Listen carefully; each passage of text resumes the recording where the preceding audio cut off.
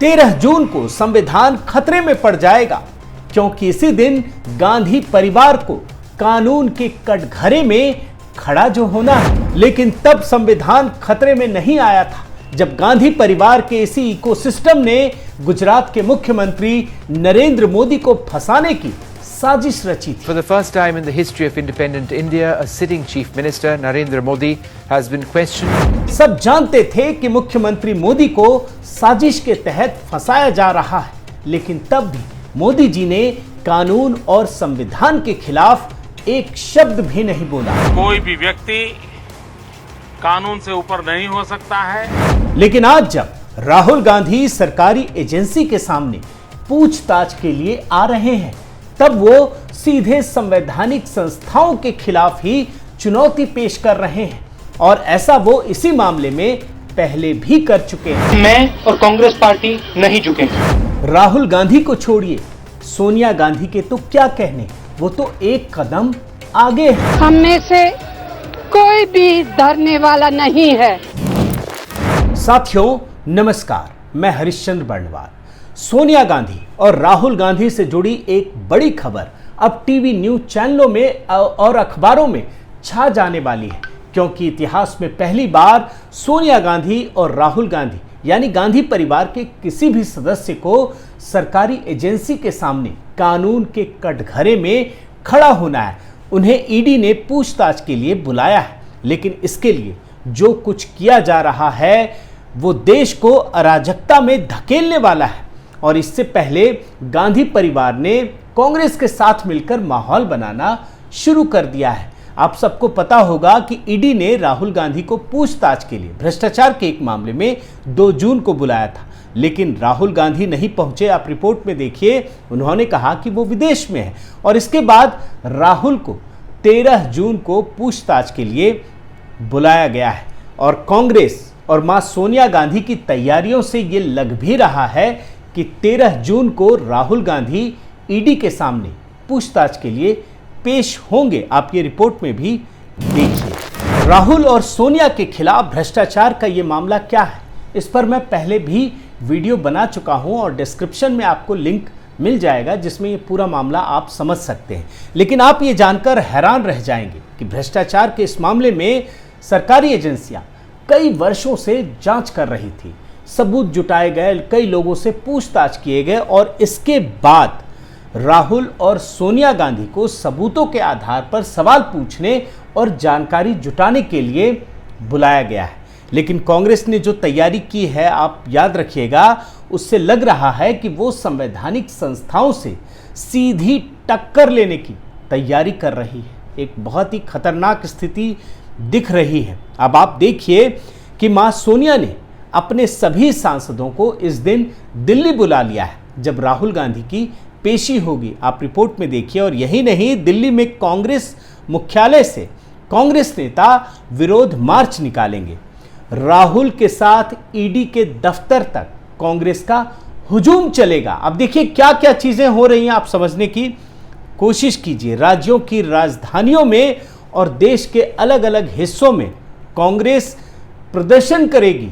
ये मतलब पूरे देश में एक माहौल पैदा करने की कोशिश हो रही है। राहुल गांधी, सोनिया गांधी और कांग्रेस देश की सरकारी एजेंसियों और संवैधानिक संस्थाओं के साथ टकराने की जो तैयारी कर रही है, वो संविधान की आत्मा को कुचलने वाला है। वो प्रजातंत्र के लिए अच्छी बात नहीं है। लेकिन इन्हीं परिस्थितियों में मैं आपके सामने नरेंद्र मोदी की चर्चा करना चाहूँगा। आपको याद होगा, जब वो गुजरात के मुख्यमंत्री थे, गुजरात दंगों के दौरान, जो गोधरा कांड के बाद दंगा हुआ था, उस मामले में उनके खिलाफ एक नैरेटिव बिल्ड किया गया, उन्हें फंसाने की साजिश रची गई। और इन्हीं नैरेटिव को बिल्ड करने के बाद जब एसआईटी का गठन हुआ, तो मुख्यमंत्री मोदी से इस एसआईटी ने 9 घंटे तक पूछताछ की थी। आप रिपोर्ट में देखिए, देश के एक राज्य के लोकप्रिय मुख्यमंत्री से। और ये इतिहास में पहली बार हुआ था, ये खुद मीडिया वाले बता रहे थे। For the first time in the history of independent India, a sitting chief minister, Narendra Modi, has been questioned. आज तो सोनिया और राहुल गांधी किसी मतलब सरकारी पद पर भी नहीं है, बल्कि अगर सच कहें तो कभी नहीं रहे। लेकिन एक मुख्यमंत्री ने उस समय क्या कहा था, ये भी आपको जरूर सुनना चाहिए। 27 तारीख को मिलने के लिए बताया था और आज 27 तारीख को मैं एसआईटी के सामने प्रस्तुत हूं। आज जो एक पूछताछ पर संविधान को खतरे में डालने वाली बात कह रहे हैं ना, एक मतलब गलत नैरेटिव गढ़ने की कोशिश कर रहे हैं ना, उन्हें यह भी सुनना चाहिए कि उस समय गुजरात के मुख्यमंत्री नरेंद्र मोदी ने इतनी कड़ी पूछताछ के दौरान भी संविधान को लेकर क्या कहा था। नागरिक के नाते एवं मुख्यमंत्री के नाते मैं भारत के संविधान से, भारत के कानून से बंधा हुआ हूं। और याद रखिएगा कि जिस समय नरेंद्र मोदी से 9 घंटे की पूछताछ हुई थी, वो तारीख थी 27 मार्च 2010 और उस समय चैत्र नवरात्रि चल रही थी, यानी मुख्यमंत्री मोदी ने व्रत रखा हुआ था। और एसआईटी प्रमुख ने बाद में एक किताब लिखी थी, उस किताब का नाम था ए रोड वेल ट्रेवल्ड, और इसमें खुलासा किया था कि पूछताछ के दौरान नरेंद्र मोदी ने चाय तक नहीं ली थी। मतलब चूंकि वो व्रत रखे हुए थे तो उन्होंने उस पूछताछ के दौरान कुछ भी नहीं लिया। और व्रत रखते हुए मैं आपको ये रिपोर्ट दिखा रहा हूँ कि व्रत रखते हुए भी मोदी थके नहीं, बल्कि सवाल पूछने वाला जो व्यक्ति था, ये अधिकारी मल्होत्रा थे, वो थक चुके थे। और तब सीएम मोदी ने बाहर निकलकर कहा था कि मैंने अधिकारियों से कहा है कि आप जितना चाहे पूछें, आप थोड़ा रेस्ट कर लें 2-3 घंटे का, उसके बाद फिर मैं आ जाऊंगा। अगर आप जब तक पूछना चाहें पूछेगा। आप खुद उस समय की बाइट सुनिए। अभी पूछताछ संपूर्ण नहीं हुई है। मैंने कहा है 2-3 घंटों का विराम करें, आज ही पूरा कर लें, तो हो सकता है मैं दोबारा आऊंगा, लेकिन मेरी कोशिश ये है कि आज ही हो जाए तो अच्छा होगा। अब आप कांग्रेसी इकोसिस्टम का कमाल देखिए। एक तरफ तो मोदी संविधान, कानून की बात करते हुए, एक शब्द भी गलत नहीं कहा, उसकी बात करते हुए वे जांच में सहयोग कर रहे थे, हर सवाल का जवाब दे रहे थे और बार बार ये कह रहे थे कि आप जब चाहें मुझे बुला लीजिए। लेकिन उस समय जो नंबर 1 चैनल था वो क्या दिखा रहा था? वो ये दिखा रहा था कि पूछताछ में मोदी कैसे परेशान और बेहाल हो रहे थे। आप उस समय की रिपोर्टिंग देखिए। क्या ऐसे कोई सवाल है जिसके जवाब में मोदी के होठ भी कई बार कांप जाते हैं? नरेंद्र मोदी भी लड़खड़ाए, मोदी की जुबान भी कई बार अटक हिली। उस समय के वीडियो क्लिप से ये भी पता चलेगा कि कैसे मोदी के खिलाफ नैरेटिव बिल्ड किया जा रहा था। 5 दर्जन से ज्यादा सवाल हुए और मोदी 1 दर्जन से ज्यादा सवालों में लड़खड़ा गए। लेकिन सुप्रीम कोर्ट द्वारा बनाई गई एसआईटी और उसके चीफ राघवन ने अपनी किताब में बाद में बताया कि मोदी ने 100 सवालों के जवाब दिए। मतलब उनसे 100 सवाल पूछे गए और किसी भी सवाल में वो लड़खड़ाए नहीं, बल्कि जो सवाल पूछने वाला अधिकारी है वो थक चुका था, वो बता रहे हैं, एसआईटी चीफ बता रहे हैं।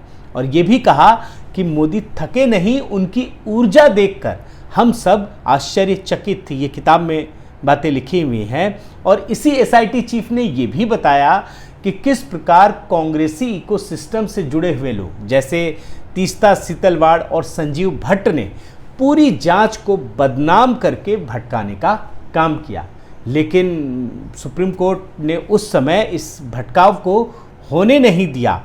और याद रखिएगा कि इस पूरे एपिसोड में जिस मामले में गुजरात के मुख्यमंत्री को फंसाने की कोशिश की गई, आखिर में नरेंद्र मोदी की संविधान और कानून में जो आस्था थी उसकी जीत हुई। सुप्रीम कोर्ट की जांच में भी वे पूरी तरह से दोष मुक्त सिद्ध हुए। साथियों, जब प्रधानमंत्री वंशवाद पर हमला करते हैं तब बहुत लोगों को ये पता नहीं चलता कि आखिर इससे हमें, आपको, देश को या संविधान को क्या नुकसान होने वाला है। लेकिन आज ये पता चल रहा है जब एक भ्रष्टाचार के लिए एक परिवार पूरी की पूरी पार्टी को संवैधानिक संस्थाओं और कानून के खिलाफ खड़ा कर देता है। और यही तो पूरे देश को समझने की ज़रूरत है। बहुत बहुत धन्यवाद। आपसे गुजारिश है कि आप मेरे इस चैनल को ज़रूर सब्सक्राइब कीजिए, लाइक कीजिए, शेयर कीजिए, कमेंट कीजिए और इस बेल आइकन को प्रेस करना मत भूलिएगा। नमस्कार।